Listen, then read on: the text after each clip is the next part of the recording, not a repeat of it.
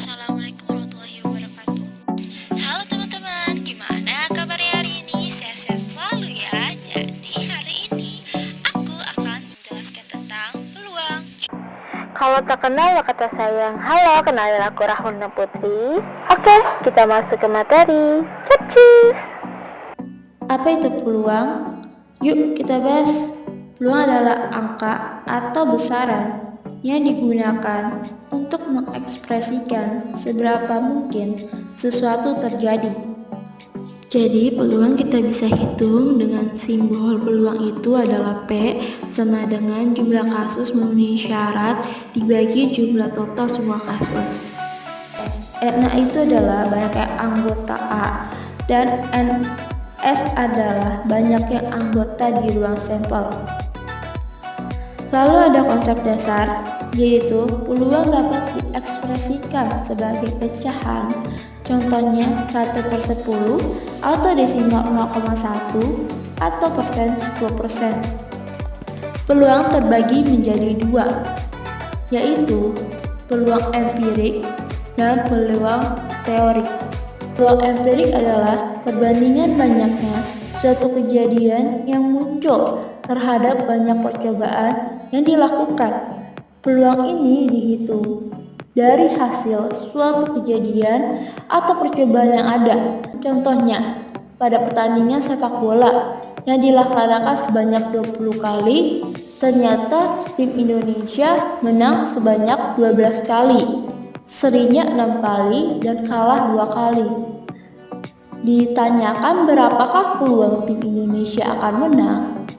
Jadi jawabannya masukkan rumus dari peluang empirik, yaitu NP itu peluang sama dengan NA itu yang ditanyakan berapa menangnya, lalu dibagi NS yaitu sebanyak berapa kali. Di sini 20 kali ya guys. Jadi maka peluang tim Indonesia meraih kemenangan adalah 12 dibagi 20, totalnya sama dengan 3/5. Peluang teoretik, peluang yang dihitung berdasarkan teori atau perhitungan matematis. Peluang yang teoritis dapat dihitung dengan menggunakan rumus matematika yang sesuai dengan kejadian yang akan dihitung peluangnya. Contohnya, jika sebuah dadu 6 sisi dilempar, maka peluang teoritisnya itu muncullah setiap sisi dadu adalah 1/6. Lalu ada perbedaan peluang empirik dan teoritik. Peluang empirik didasarkan pada pengalaman dan hasil pengamatan dalam situasi yang sama. Lalu, peluang teoritik dihitung menggunakan perhitungan matematika tanpa harus melakukan pengamatan atau percobaan.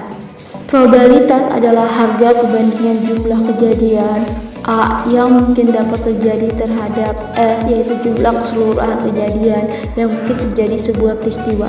Lalu, probabilitas bisa dirumuskan dengan P, yaitu adalah peluang, sama dengan NA, yaitu adalah peluang kejadian A, dan NS, yaitu adalah peluang seluruh kejadian. Jadi NA dibagi NS. Istilah-istilah dalam peluang. Yang pertama ada percobaan atau eksperimen, yaitu percobaan adalah suatu usaha yang menyebabkan terjadinya kemungkinan. Misalnya nih, usaha melempar koin, yaitu menghasilkan dua kemungkinan, yaitu kepala koin di depan dan ekor koin di belakang.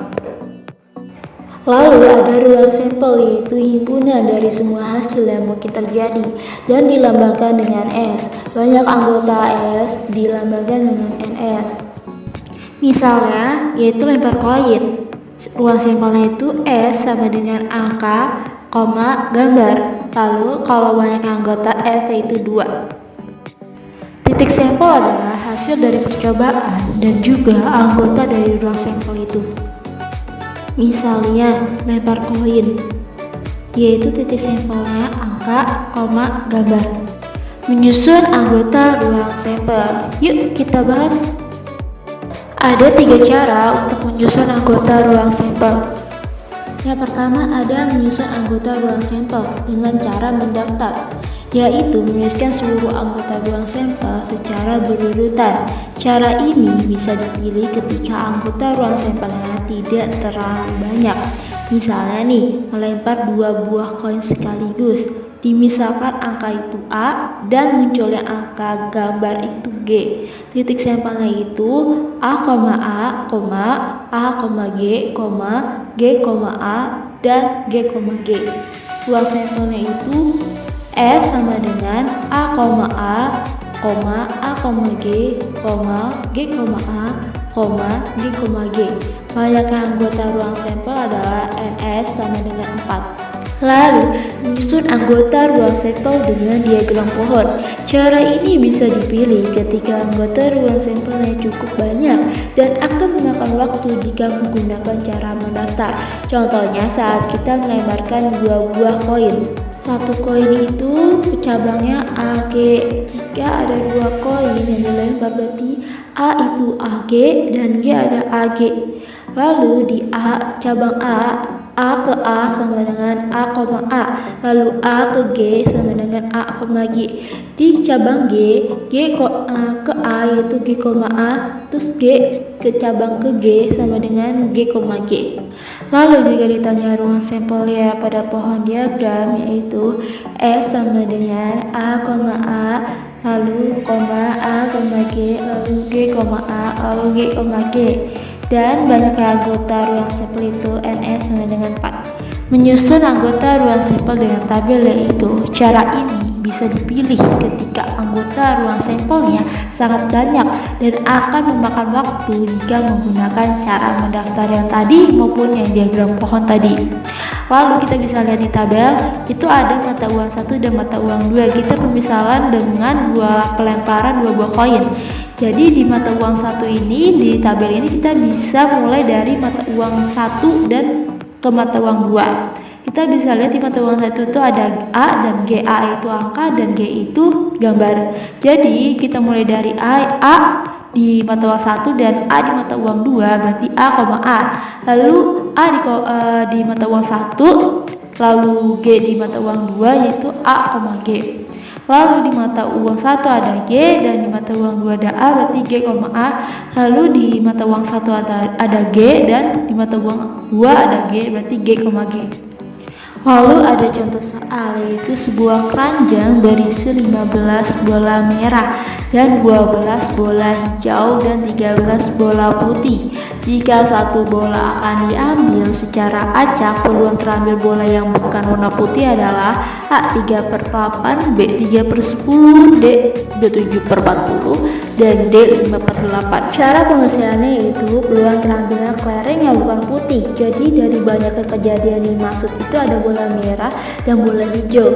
Jadi di kejadian itu RA-nya itu bola merah tambah bola hijau dan NS-nya itu banyak kejadian yang mungkin terjadi. Di situ ada 15 ditambah 12 ditambah 13 dan sama dengan 15 tambah 12 itu 27 dan 15 tambah 12 tambah 13 adalah 40 berarti 27 dibagi 40. Jawabannya itu yang C. Sekian materi hari ini, semoga kalian memahaminya dan jika ada kesalahan mohon dikoreksi. Kita sama-sama belajar. Thank you.